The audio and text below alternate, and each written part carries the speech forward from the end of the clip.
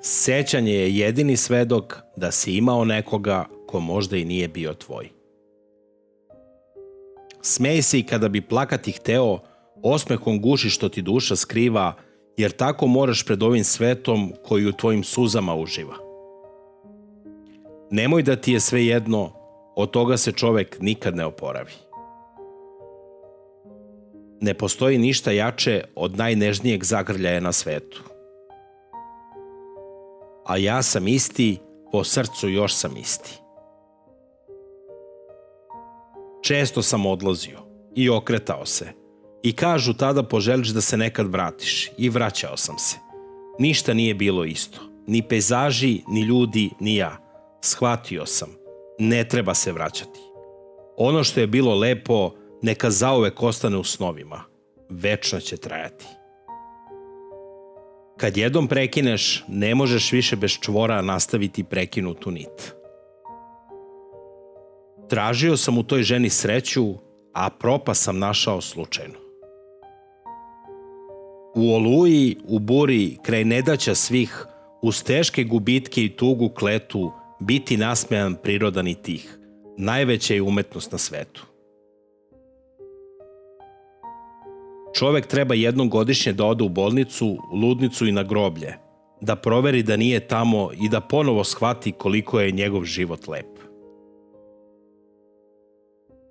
I san plavi nek me sretne, smutnje moje nek prohuje, u šapatu trešnje cvetne, ja sam tvoja, nek se čuje. Nema vremena, zaista. Nema želje, a vremena uvek ima. Tvoje oči more mi otkriše kao plavi razbuktali plam. Ne vredi ostaviti ni ludom ni pametnom. Ako je pametan, sam će zaraditi, ako je lud, sve će izgubiti. Život je obmana sa zanosnom čežnjom. Ja bih ostavio krčme javne, ni stihove ne bih pisao zanesen. Samo bih ti ruke i kose tavne milovao cvetom nežno u jesen. Ja sam samo obešenja gradski koji uz smeh prolaznike sretne. Koliko je divna slika zemlje i čovek brat, a koliko nakaza i mučenika donese samu svetu rat. Sve što živi, ožiljak ima još iz detinjstva poseban ran.